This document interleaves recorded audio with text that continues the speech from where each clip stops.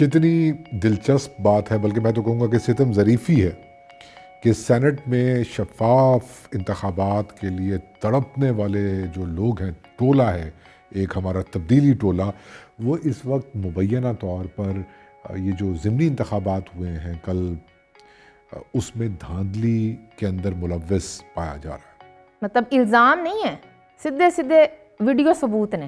یہ بڑی اہم بات ہے کہ ویڈیو ثبوت جس طریقے سے سامنے آئے، دیٹ شوز کہ پاکستان مسلم لیگ نون کا جو ووٹر ہے، میں ورکر کی بات نہیں کر رہا ہوں، میں لیڈرشپ کی بات نہیں کر رہا ہوں، جو ویژولز ہمیں کل میڈیا نے دکھائے اور سوشل میڈیا نے دکھائے، دیٹ کلیئرلی شوز کہ نون لیگ کا ووٹر اس دفعہ تیار بیٹھا ہوا ہے کہ وہ اپنے ووٹ کو چوری نہیں ہونے دے گا۔ یہ موڈ تھا کل وزیر آباد میں بھی اور ڈسکا میں بھی۔ موڈ کے ساتھ شاید انہیں اب سمجھ آئی ہے کہ وہ جو مریم نواز اور میاں صاحب بھی اپنے ہر خطاب میں کہتے ہیں نا، صرف ووٹ دینا نہیں ہے، ووٹ تے پیرا بھی دینا ہے۔ نون لیگ کے ووٹر کا جو ایک موڈ سیٹ ہو گیا، موڈ ہے، دیٹ از الارمنگ۔ اور یہ میرا خیال ہے کہ الارمنگ فار ہوم؟ ظاہر سی بات ہے کہ اس میں ایک جو ٹولہ، جیسے میں نے لفظ استعمال کیا، وہ تو حکمران جماعت کا ہے، جو اپنے نکمے پن اور نااہلی کے باوجود یہ کلیم کر رہے ہیں۔ عمران خان کنٹینر پہ چڑھ کے نیازی صاحب پوچھا کرتے تھے نا کہ آپ مجھے بتائیں کہ بجلی مہنگی ہو گئی، یہ ہو گیا تو پھر بھی لوگوں نے ان کو ووٹ دیے، کیوں دیے؟ تو آپ بتائیں، آپ ابھی کلیم کر کے بیٹھے ہوئے NA-75 کا رزلٹ جو ہے وہ روک کے بیٹھے ہوئے، اور یہ کہہ رہے ہیں کہ عوام ان کو کس لیے ووٹ دے گی؟ اس لیے کہ انہوں نے مہنگائی کر دی، اس لیے کہ انہوں نے پاکستان کا ستیہ ناش کر دیا۔ تو یہاں پر ایک اہم بات ہے جی، آپ پرویز خٹک کے آبائی علاقے سے اپنی سیٹ ہار جائیں، وہ آپ قبول کر لیں نوشہرہ سے، ٹھیک ہے، PK 63 آئی تھنک، اور آپ یہ ماننے کو تیار نہیں ہے کہ آپ ڈسکا سیالکوٹ سے ہار گئے، یہ مزے کی بات ہے۔ مطلب ہارے تو خیر میں ابھی نہیں کہہ سکتا، کیونکہ جو ہمارے دوست ہمیں بتا رہے ہیں وہاں سے، وہ باتیں یہی سامنے آ رہی ہیں کہ وہ خود بھی اس وقت بہت زیادہ پہرا رکھنے کے باوجود انسرٹن ہے۔ سچویشن یہ ہے کہ جو ان کی ڈیمانڈ ہے وہ یہ ہے کہ 23 جو کنٹروورشل پولنگ اسٹیشنز ہیں، اور وہ کنٹروورشل کیسے ہوئے؟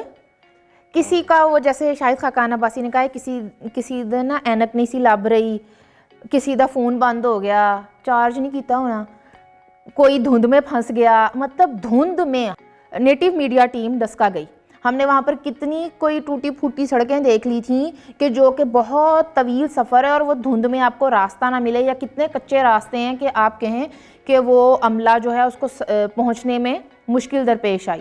پھر جو الیکشن کمیشن کی پریس ریلیز ہے، وہی سب سے بڑا جواب ہے اور وہی سب سے بڑا ثبوت ہے کہ کل رات کیا ہوا ہے ان 23 پولنگ اسٹیشنز پر۔ اس کے علاوہ ابھی آپ کو کچھ میسیجز موصول ہو رہے تھے جس میں وہ PS-22 PS-22 کا ذرا حال سنائیں گے کہ اس میں 1165 ووٹ تھے، انہوں نے 1165 کے 65 ملی صاحب کو ڈال دیے ووٹ۔ 1165 کا پھر جب انہیں خیال آ کہ یہ تو 1165، ارے ہمیں کون دے سکتا ہے 1165، اور مطلب اتنا کانفیڈنس آنے کے بعد پھر فوراً اس کو کاٹ کر 1121 کیا ہوا ہے۔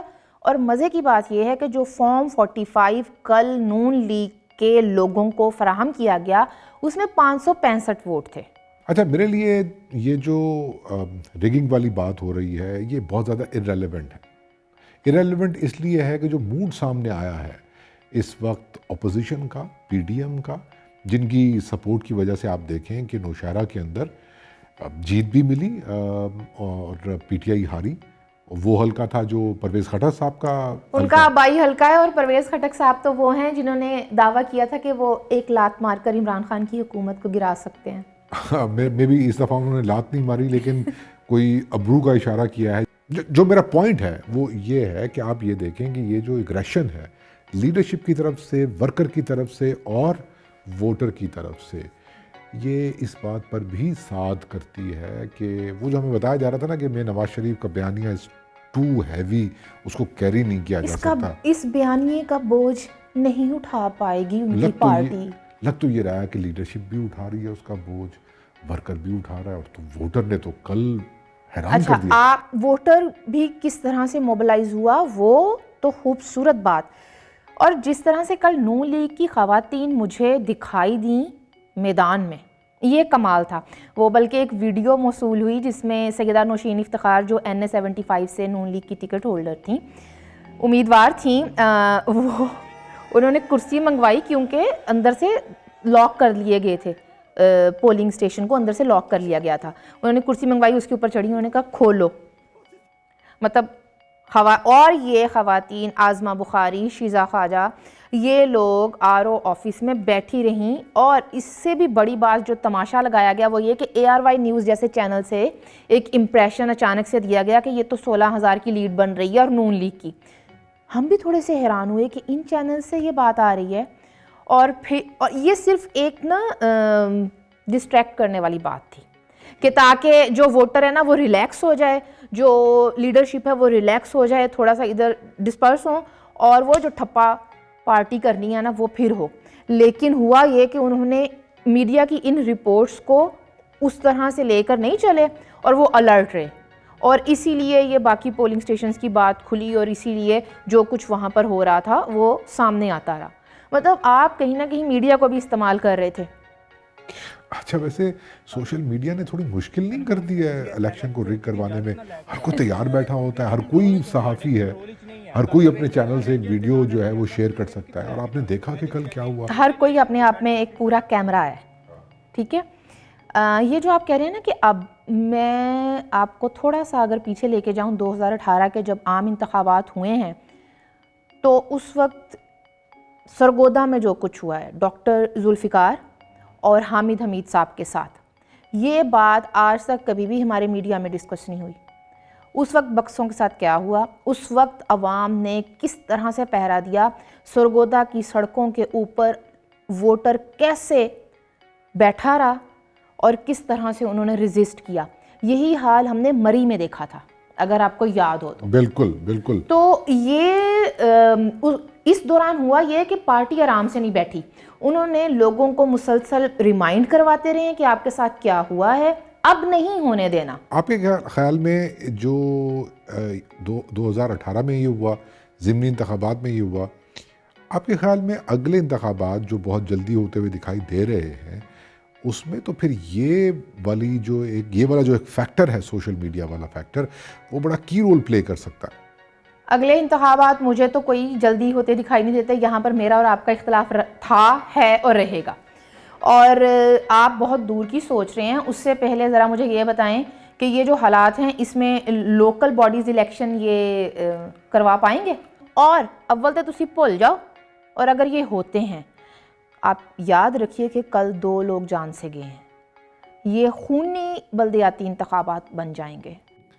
NA-75 को अगर हम एक तरफ रखें, इस पूरी गुफ्तगू को अगर हम कंक्लूड करने की कोशिश करें, वो भी रिज़ल्ट आ जाएगा, देखते हैं क्या होता है। लेकिन ओवरऑल कल PTI की धुलाई हुई ज़िमनी इंतखाबात के अंदर। अगर हम थोड़ी देर के लिए इस दूसरी तरफ से को बदल के कर दें कौन बनेगा करोड़पति, और इसको हम ज़रा कौन बनेगा करोड़पति बना दें।